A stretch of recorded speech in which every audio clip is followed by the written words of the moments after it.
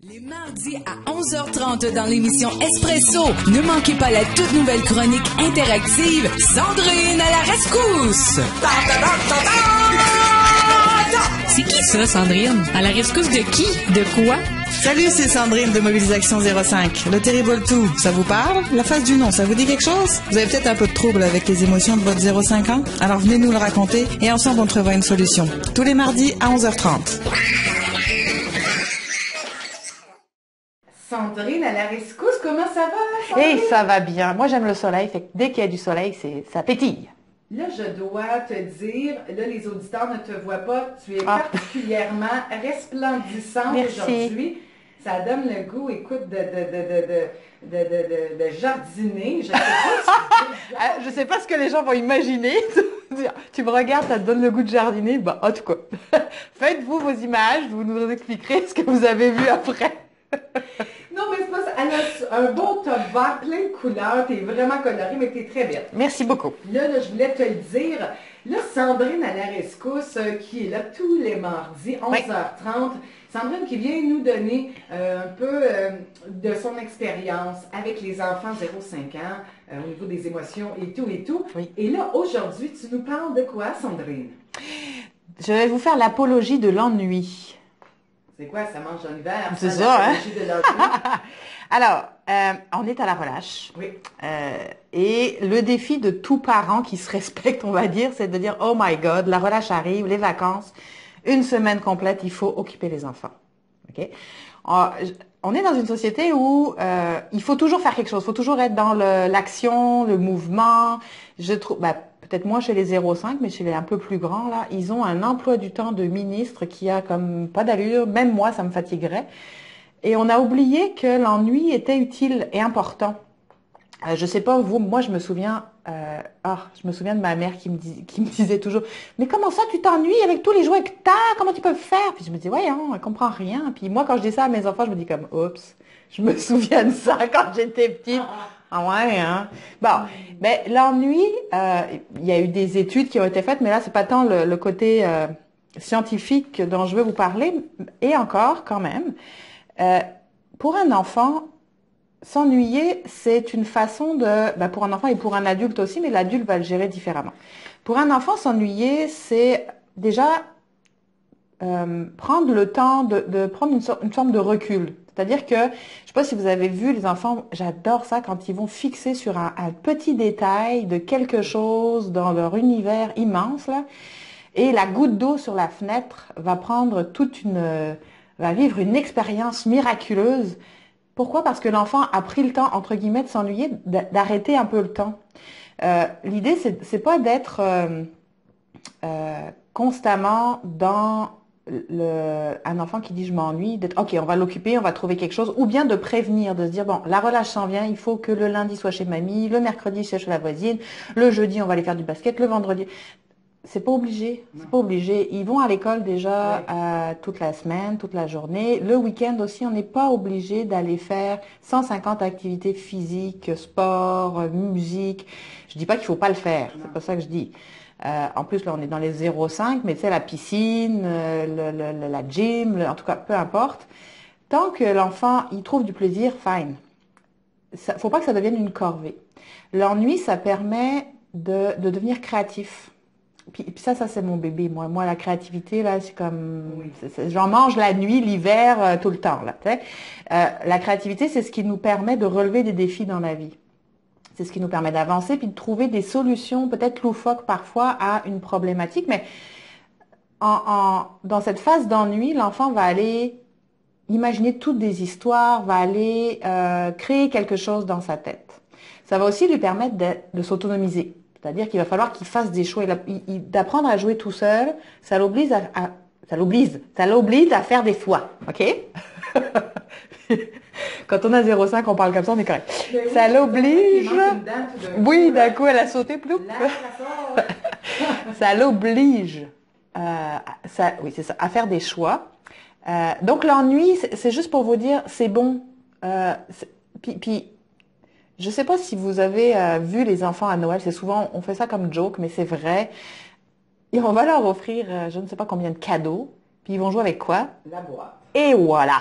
Ou Exactement. Le sac, ou le papier C'est dans ça. le sac, c'est une joke. Mais c'est vrai, c'est vrai. Vous allez en Afrique, les enfants jouent avec des bâtons, des ficelles, ils fabriquent des choses phénoménales avec rien parce que euh, le fait de pas tout apporter à l'enfant va lui permettre d'aller chercher dans ses ressources propres, d'aller inventer, d'aller créer, d'aller développer quelque chose qu'il ne peut pas faire si on est toujours au devant de son besoin, au devant de cet ennui qui arrive. Puis, mais c'est vrai que je me souviens, moi, que je disais à ma mère, je m'ennuie avec toutes les poupées Barbie que j'avais. Ça existe encore, les poupées Barbie? Je pense que oui. OK. Je pense que ça... En tout cas, c'est à la mode dans ma jeunesse. Je sais qu'il y a d'autres genres de poupées, là, qui ont genre pris la... Barbie, mais plus... plus moins. Ouais, mais mettons que le linge il est rendu sexy pas mal. Ah oui? Poupées, je trouve. OK. Oui. Ah bah c'est possible. J'ai eu des gars après, moi, fait que les Barbies, ça a pris le bord, là, mais... Non, c'est ça. Mais en tout cas, avec tous ces jouets-là, j'arrivais encore à dire je m'ennuie. Ben c'est normal. Puis un enfant va toujours passer des moments d'ennui. Va toujours, et c'est bon pour la santé, j'allais dire. C'est vraiment, laissez-le prendre le temps de s'ennuyer, puis ne vous fâchez pas, puis tu sais, quand il viendra vous dire je m'ennuie, ben, il va finir par trouver quelque chose, à condition que vous soyez pas au devant à lui fournir toujours du matériel pour des jouets ou whatever. Donc c'est vraiment, ça permet à l'enfant d'observer, de choisir, puis de patienter aussi. Hein? Oui. C'est comme chacun son tour, etc. Là, le fait d'être tout seul, puis d'avoir ces moments de pause où on fait rien. C'est drôle, en venant tout à l'heure, je sais pas qui, t'as mis une musique, je vais pas la chanter parce que j'y arriverai pas là, où on fait plusieurs choses à la fois, on prend le temps de faire les choses, juste avant que en m'en venant, là, j'écoutais ça. Puis c'est vraiment ça dans la vie, c'est comme aujourd'hui, ce qui est bon, c'est de faire 15 choses en même temps. On dit même, tu sais, que les filles sont plus douées à ça que les hommes, fait que c'est bien de faire 15 choses en même temps. C'est comme louanger un peu quelqu'un qui est capable de faire plein de Mais oui. Puis ça sert à quoi? Ça sert à quoi? Ça sent en bout de ligne. On est juste à moitié là, à moitié pas là. On n'est pas complètement dans le mouvement. Et moi, je crois que c'est cette créativité-là qui va faire que l'enfant va pouvoir développer des systèmes de communication, de partage, de tout plein de choses, puis créer des histoires dans sa tête. Ça lui permet d'apprendre à apprécier les choses. Je pense qu'on perd ça quand on devient adulte, hein, le petit côté magique de regarder la goutte d'eau qui descend, parce qu'on fait juste une pause. Tu sais. Chez les adultes, en ce moment, on parle beaucoup de conscience, je n'ai même plus le trouver le mot, mais en tout cas de méditation, de pleine confiance. Oui, de prendre des pauses dans la vie. Mais on le faisait quand on était enfant. On appelait ça de l'ennui, parce que c'était le mot qui était choisi, puis qu'on devait... Mais on le faisait, prendre le temps de regarder ce qui se passe autour. Puis l'ennui ne va pas durer longtemps. L'enfant va trouver des solutions. Oui. Si vous venez pas intervenir en disant, ben oui, je vais t'occuper, on va faire ci, on va faire ça, on va ci. Puis c'est stressant pour un parent. En tout cas, moi, ça me stressait, là. Oui. Me dire que, OK, il va falloir que je les occupe, il va falloir les camps de vacances, il va falloir ceci, il va falloir cela, puis moi, il faut que je travaille. On rentre dans une sorte de culpabilité, quelque chose qui est pas cool, de, ben là, il faudrait que je m'occupe d'eux parce que sinon, ils sont pas capables, puis... Prenez du temps, oui. J'entends, mettons, des parents qui disent, mais parce qu'avant, les familles étaient nombreuses. Là, les enfants, ça jouait entre eux autres, puis tout l'aspect créatif, c'était plus, là, je veux dire, ça construisait, ça jouait dehors en journée longue. Là, la réalité d'aujourd'hui, elle a vraiment changé. Les familles sont beaucoup plus petites. Beaucoup de familles ont un enfant, hein? Et puis là, tu dirais quoi, mettons, justement, aux familles, aux parents qui ont un enfant qui est seul, qui va réclamer beaucoup d'attention de ses parents? On n'est pas toujours obligé de dire, ah ben oui, on joue, on va faire ça, on va faire ça. Qu'est-ce que tu dirais ou peut-être conseiller aux parents qui ont un seul enfant? Je pense que l'important pour l'enfant, qu'il soit seul ou qu'il ait des frères et sœurs, mais c'est sûr que quand il est seul, c'est comme plus évident, c'est d'apprendre à jouer seul, d'apprendre à développer cette autonomie-là. Bon, on parle du 0,5, donc on ne va pas lui demander de faire la vaisselle et puis d'aller laver son linge, on s'entend, hein? C'est comme, on parle d'autonomie, tout est relatif. Mais si vous êtes toujours... on va faire une pause, là, c'est comme... oui, soyez avec votre enfant, jouez avec lui. Montrez-lui que c'est possible. Vous pouvez l'accompagner dans la mise en place du jeu. Quand j'appelle la mise en place, c'est de dire qu'on va commencer quelque chose ensemble, puis tranquillement vous vous éloignez, puis il va lui continuer son jeu. Ok. Mais c'est pas d'être tout le temps sur sa demande, d'être tout le temps là quand il demande. Il faut qu'il apprenne à attendre éventuellement. Ben, pas parce qu'il le faut, mais parce que dans la vie, il n'y a pas le choix. Des moments où on peut pas peut-être tout faire, tout arrêter. Quand le souper est en train de chauffer, vous n'allez pas tout arrêter pour aller jouer, là, sinon ça va cramer. Fait que, il y a des choses à respecter dans le timing, mettons. Donc, un enfant est toujours capable de jouer seul à condition qu'on lui montre que c'est possible, à condition de pas se sentir un mauvais parent ou de se sentir mal, de dire bah écoute là je peux pas, je viendrai plus tard. Faut trouver une juste dose entre je suis avec toi, je joue avec toi et là il faut que tu joues un petit peu tout seul. Okay? Donc oui, c'est des nouvelles sociétés. On vivait beaucoup avant en famille. Tu sais, il y avait toujours le grand-parent, il y avait toujours un adulte, il y avait du monde autour des enfants. Donc et en même temps aujourd'hui en garderie, à l'école. Les enfants sont toujours en communauté. Ça prend beaucoup d'énergie de vivre tout le temps en communauté avec beaucoup de monde autour, etc. C'est aussi un temps de pause d'être à la maison puis d'être tout seul ou en comité plus restreint, mettons. Donc c'est sûr que c'est déstabilisant pour un enfant qui n'a pas l'habitude. Et en même temps, c'est une façon de se reposer un peu puis de faire comme une sorte de break dans la semaine de 5 jours semaine à la garderie, au CPE ou à l'école. Là, où il y a beaucoup de bruit, beaucoup de stimulation, beaucoup de tout ça. C'est comme... Le cerveau de l'enfant va être stimulé, oui, c'est bon pour lui. Et en même temps, si on fait que mettre dans sa tête, à quel moment est-ce qu'il intègre les choses qu'il les digère? Je veux dire, si vous lui remplissez la bouche, hey, j'ai de la misère aujourd'hui, la bouche de bouffe, les dents, ouh! Ça va bien se passer. Oui, ça va bien se passer. Si vous remplissez sa bouche sans lui laisser le temps, ben à vous, là, en tout cas, sans lui laisser le temps d'avaler par petites bouchées, ben à un moment, vous pouvez plus rien mettre. Là, hein. Ben, c'est un peu ça aussi l'idée, c'est de dire comme... Ben oui, puis c'est de dire, on va faire des pauses d'information, entre guillemets, le week-end, où ben, c'est l'enfant qui va rejouer ce qu'il a appris dans sa semaine, finalement, si on lui laisse le temps de déposer les choses, ben, il y a de grandes chances que dans son jeu naturel, dans ses mouvements, ses comportements dans les temps de pause, entre guillemets, il va aller intégrer l'information, puis peut-être redonner, je sais pas, il aura appris à jouer avec les couleurs, ou il aura appris le nom des couleurs pendant la semaine, ben, tu sais, on n'est pas obligé d'aller... Puis là, je m'en vais sur les devoirs, fait qu'on va faire une pause, parce que sinon, je vais partir pendant 3 heures à dire comme, OK, pas de devoirs non plus? Pas de devoirs non plus. 0,5, on est correct, alors on va laisser les devoirs pour l'instant. 11h46 minutes, vous êtes toujours à l'écoute de l'émission Espresso avec la scintillante, la pétillante, très... Fabuleuse. Fabuleuse. Allez, allons-y, soyons fous. Soyons folles. Aussi, oui. Sandrine qui est là, Sandrine à la rescousse qui vient nous parler de divers sujets concernant les émotions, quoi faire avec ses enfants 0-5 ans ou quoi peut-être ne pas faire.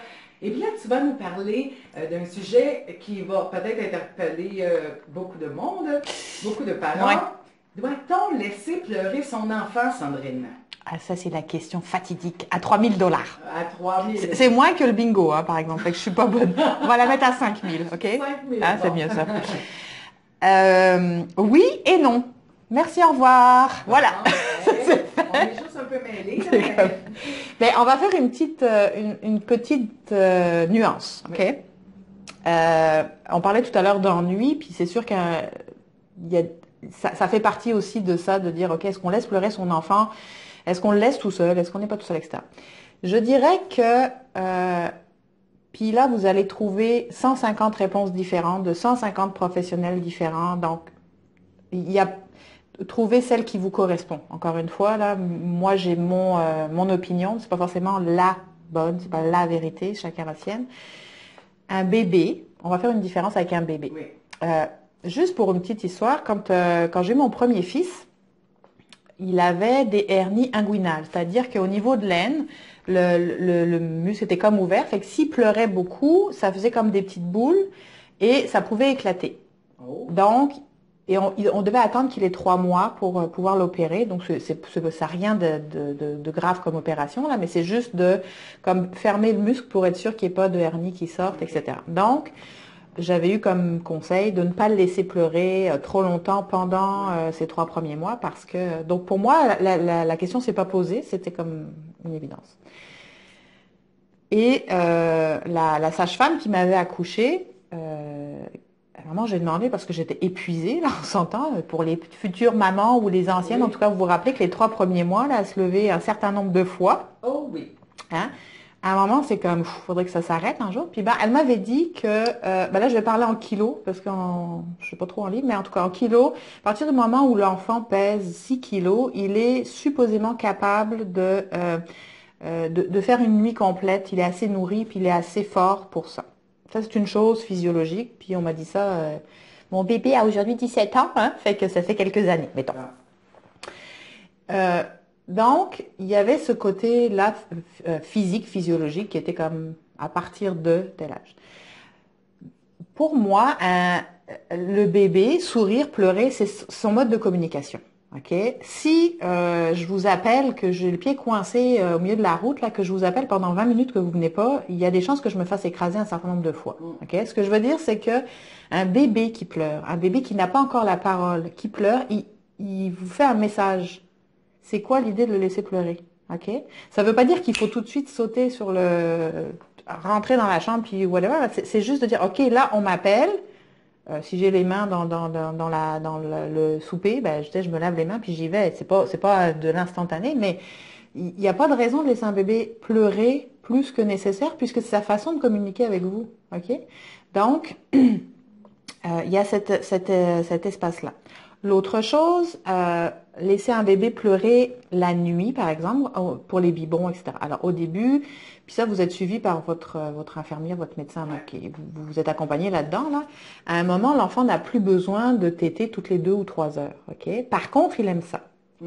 C'est sûr, hein, la maman en pleine nuit, c'est assez sympathique. La suggestion que j'aurais pour vous, puis ce que moi j'ai fait, c'est qu'à partir d'un certain moment, puis je vous dirais que de toute façon je l'ai fait naturellement parce que moi la nuit, là, on me réveille à 3 heures du matin, je suis pas du genre aimable, tu sais, je brille pas à ce moment-là pour toutes. T'es moins scintillante. Oui, tout à fait. Hein? Donc, j'avoue que le biberon de la nuit ou la tétée de la nuit, il n'y a pas de câlin, il n'y a pas de sourire, il n'y a rien là, tu sais. Il n'y a pas de contact parce qu'à un moment, l'enfant c'est plus le contact qui vient chercher que la faim finalement. Hein. Donc tranquillement, en coupant ce contact-là, il n'y a plus d'intérêt pour lui. Puis on dit ça, il est assez grand, c'est-à-dire plus de 3 mois. Puis vous voyez avec le médecin, puis avec votre enfant, à quel moment on sent qu'il n'y a plus besoin de cette tétée-là. C'est juste, de toute façon, il va pleurer, vous allez y aller, ça dure. Comme un caprice. Oui, genre. J'aime pas trop parler de caprice avec les bébés, mais c'est plus. Ok, c'est le fun, là, tu sais, tant qu'à y aller, puisque ça marche, allons-y. Donc, c'est le moment où là, pour vous, si vous sentez que vous avez besoin d'y aller, allez-y, mais oubliez les câlins, oubliez les sourires, oubliez les machins, faites-le automatique, là, puis vous allez voir que finalement, ça va passer très vite parce que l'enfant va plus y trouver d'intérêt dans ce petit bout-là. Ça, c'est une chose. Un enfant un peu plus grand, qui a le discours, qui a le langage, pas forcément formé au complet, mais je veux dire qu'il commence à pouvoir communiquer autrement, pleurer sans raison, là, ça peut devenir quelque chose qui est comme, ok, il joue avec vous. Il essaye d'avoir votre attention, puis pas forcément de la meilleure façon.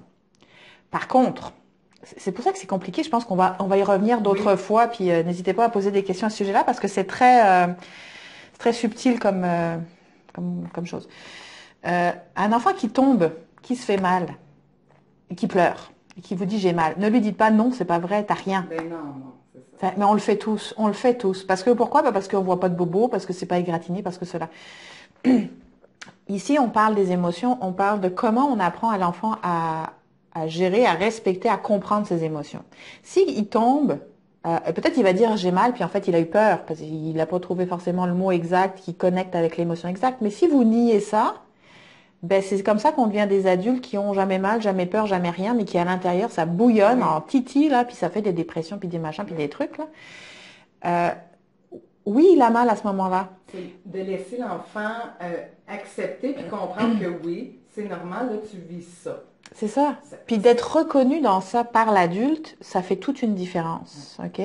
C'est de dire, OK, oui, je vois que tu as mal. Parce que l'enfant le dit, donc oui, je vois que tu as mal. Puis on l'accompagne dans ça. De quoi est-ce que tu as besoin? Puis de pas dire non, non, t'as pas mal, c'est rien, tac, tac, on met une petite tape, puis on repart. S'il est venu vous voir avec j'ai mal, j'ai peur, peu importe, là, c'est juste d'accueillir l'émotion. Puis accueillir l'émotion, ça veut dire, et le plus facilement du monde, répéter ce qu'il dit. Oui, je vois que, vous reconnaissez ça. Et vous allez voir que ça dédramatise tout de suite plus facilement. Puis l'enfant, OK, l'enfant est entendu, il est écouté, il va dire ce qu'il a à dire, puis ça va prendre 3/4 de seconde s'il n'y a pas de gros bobo, là, pour qu'il passe à autre chose. Puis c'est merveilleux. Donc, laisser pleurer un enfant, c'est pour ça que je dis oui et non. C'est que oui, ça peut être une émotion qui est importante pour lui. C'est ça, de la laisser aller, puis nous, en tant qu'adultes, de la reconnaître. Versus, je m'ennuie, tu veux pas t'occuper de moi, là, je commence à piquer ma crise, mais je suis capable de parler à ce moment-là.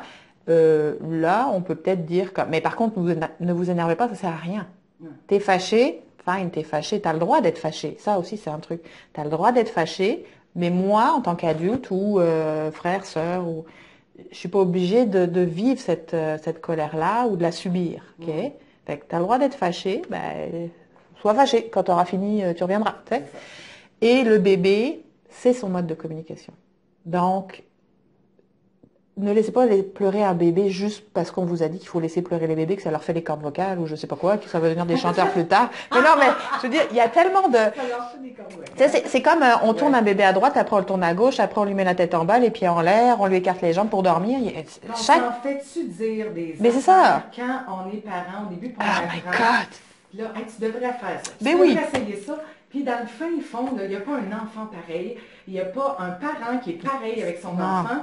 Il n'y a pas une méthode unique. Non, c'est ça. Il n'y a pas de recette miraculeuse. Dans le fond, moi je dis que le parent, c'est la personne la mieux placée pour connaître son enfant, puis d'être capable d'être capable de prendre un recul dans sa façon d'agir. Tu sais, de dire, ouais, là, je pense que là, non, là, il y a trop de laisser passer ou... c'est de trouver le juste milieu, dans le fond. Oui, et en même temps, je pense qu'un bon parent, c'est un parent qui est capable de demander de l'aide ou de demander des conseils. Hein? Puis pas de se faire dire, moi je me souviens d'une certaine période de ma vie où, ben voyons donc, tu devrais comprendre, ton bébé il pleure, il y en a 12, tu dois le reconnaître, t'es sa mère. Oui, mais non. Pas toujours, tu sais, je veux dire comme, ok, ça c'est c'est les films américains, là, il y a 12 enfants qui pleurent, puis hop, l'oreille de la mère va reconnaître celui qui pleure. Oui, des fois ça arrive, puis des fois non. Puis c'est pas ça qui fait que c'est une mauvaise mère.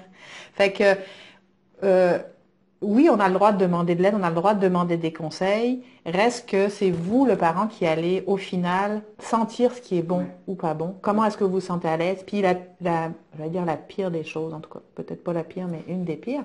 Mettons que si vous faites quelque chose à contre-cœur, soyez-en sûr, ça c'est une prédiction. Madame Irma, Madame Soleil, je sais pas comment on l'appelle au Québec. Comment on l'appelle la madame qui fait « Ouh, je vais vous dire votre avenir ». En tout cas, elle, là. Grimaldi, ça, je connais pas. Jojo Médium, je sais Jojo Médium, j'aime bien ça, Jojo Médium. On va la faire venir la semaine prochaine, d'ailleurs. Oh mon Dieu, alors, Jojo Médium, voilà, je me mets... je vous prédis que si vous faites quelque chose à contre-cœur avec votre enfant, ben, vous êtes sûr que ça va planter. C'est tout. Quelle que soit la chose que vous faites, si vous la faites à contre-cœur, si vous la faites contre vos propres valeurs, ça va planter. Ce qui veut dire que... Non, mais c'est vrai. Puis c'est général dans la vie, tu sais, je veux dire, si on vous dit, faites ci, faites... que ce soit un médecin, que ce soit une autorité, que ce soit... On peut pas être convaincant si on n'est pas convaincu. Exactement. Donc, et puis un convaincu, c'est un con qui est vaincu, hein, on s'entend. Les mots se disent comme ils se disent. Oui, hein? Oui. Donc, soyez pas plus con que le roi ou je sais pas là, mais en tout cas, laissez-vous ressentir ce qui est bon pour vous et votre enfant. Prenez des conseils autour si vous en avez besoin, puis si on vous les offre, parce que c'est ça aussi. Hein. On va vous les offrir gratuitement, vous n'êtes pas obligé de les prendre. Ça reste que c'est votre feeling à vous, votre ressenti à vous qui va faire la différence dans « je laisse pleurer mon enfant, je ne le laisse pas pleurer ». J'ai eu ce conseil-là, mais parce qu'il y a les mères et les belles-mères, hein. Fait que l'une va dire blanc, Oui, l'autre va dire noir, oui, puis oui, oui. c'est juste une généralisation. Mère-belle-mère, c'est le docteur, le prof, le machin, tout le monde là, va s'y mettre. Prenez tout ça, puis faites votre tri, brassez la chose, hein, puis voyez ce qui vous parle à vous, puis ce qui correspond à ce moment-là, parce que ce qui va être bon cette fois-là sera peut-être pas bon la prochaine fois.